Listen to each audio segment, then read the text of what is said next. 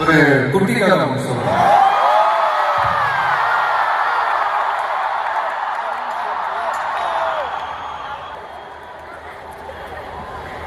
ஒரு குட்டி கதை மாதிரி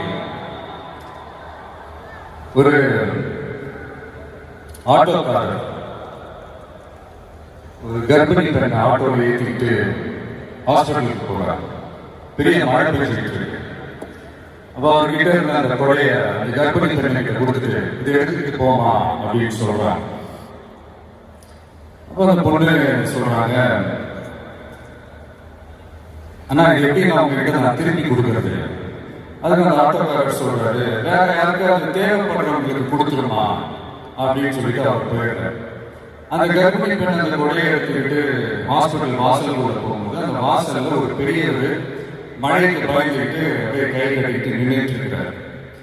அந்த கர்ப்பிணி பெண் அந்த கொடையை பெரியவருக்கு கொடுத்து, ஐயா இதை எடுத்துட்டு போங்கய்யா அப்படின்னு சொல்றாங்க. அதுக்கு அந்த பெரியவர் இதே மாதிரி கேட்கிறாரு, அம்மா நீங்க யாருன்னு எனக்கு தெரியாது, எப்படிமா இந்த கொடையை நான் திருப்பி உங்ககிட்ட கொடுக்கறது? அதுக்கு அந்த பொண்ணு சிரிச்சுக்கிட்டே சொல்றாங்க, வேற யாருக்காவது தேவைப்படுறவங்களுக்கு கொடுத்துருக்கீங்களா அப்படின்னு சொல்லிட்டு போயிடுறாங்க.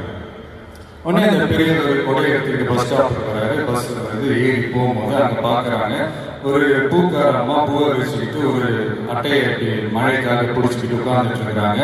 பெரியவர் போய் அந்த கொடையை அந்த பூக்கார அம்மா கிட்ட கொடுத்துட்டு அவர் பஸ் ஏறி போயிடுறாரு. பூக்காரமா அந்த கொடையை எடுத்துக்கிட்டு வீட்டுக்கிட்ட வரும்போது அங்க ஒரு ஸ்கூல் படிக்கிற பொண்ணு பேக்கெல்லாம் மாட்டிக்கிட்டு மழையில ஓடி வர்றாங்க.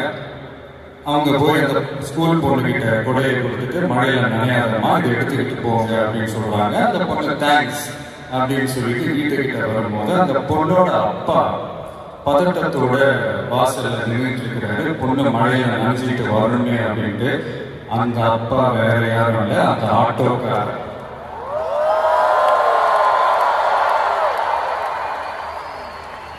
அந்த குடை அவர் கொடுத்த குடை.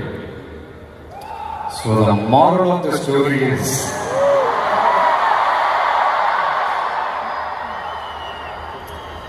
முடிஞ்ச வரைக்கும் எல்லாருக்கும் சின்ன சின்னதா ஒரு நல்லது, சின்ன சின்னதா ஒரு ஹெல்ப் அது செஞ்சு இருந்து பாருங்க. லைஃப் ஒரு மாதிரி ஜாலியா இன்ட்ரெஸ்டிங்கா இருக்கும்.